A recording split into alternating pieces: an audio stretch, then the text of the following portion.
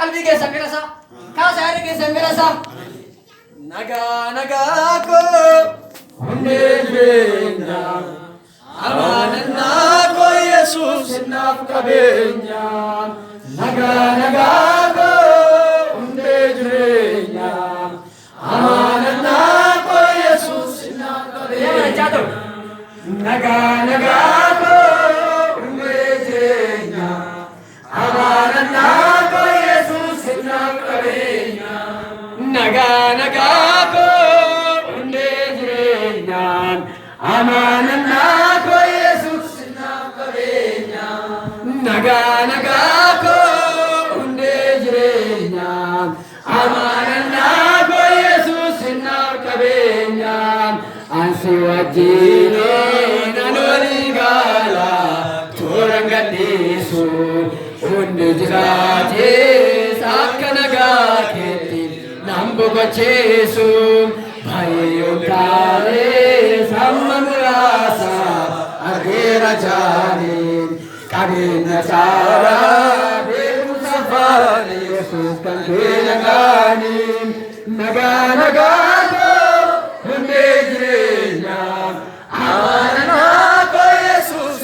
naaf qabeenya nagaa koo hundee jireenya amanannaa koo Yesuus naaf qabeenya nagaa koo hundee jireenya haleluuyaa amanannaa koo Yesuus naaf qabeenya nagaa koo hundee jireenya amanannaa koo Yesuus naaf qabeenya si malee baantu na boonsa qabeenya koo isa dhoksa anaaf taatee dhaadannaa koo walqeemmeetiin yaa nagaa koo Yesuus si malee baantu na boonsa qabeenya koo haleluuyaa qabeenya keenya dhoksa walqeemmeetiin yaa nagaa koo Yesuus si malee baantu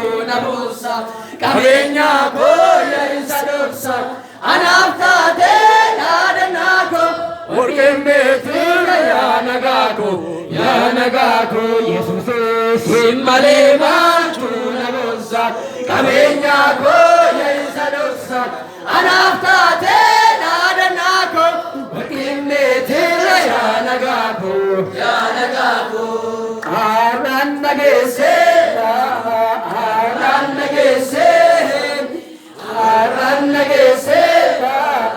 Arran nagese boli jintai miradu ida jamese tiravlami kodise ofisi anse chesi sakona katre mera kina umna kabade miti sinab jabina Filando kambiran kamu sinab galera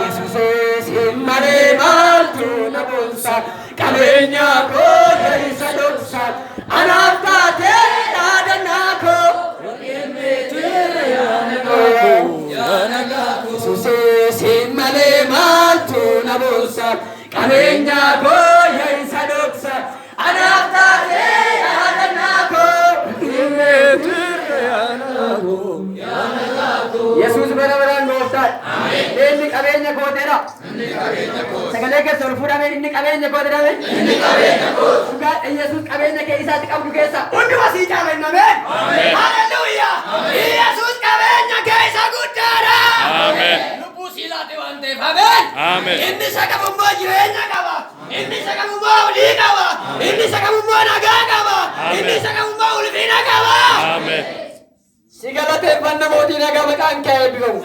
Ati qulqulluudha. Ati mudaa qabdu. Ati jabaadha. Ati alfaa omeegaadha. Barri kee dhuma hin qabu. Galanni guddaa siif haa ta'u. Guyyaa kana sagalee kennu soortee maqaan kee eebbifamu. Waaqayyo dhageenye takkeedhaan ayyaana kee nu baay'isi. Maqaa gooftaa Yesuus Kiristoos ayyaanni kee nu baay'atu. Ulfinni kee guddaan nu wajjin haa ta'u. Warra amma dhumaatti si wajjin adeeman ati nu taasisi. Waaqayyo si biraa fuudhu bira hin duratti hin ta'ini. Humni hamaan kamiyyuu yaa Waaqa sin adda nu baasuu hin danda'ini. Amma dhumaatti ayyaana kee nu dhaabu. Ulfinni guddaan siif haa ta'u. Galateeffadhaa.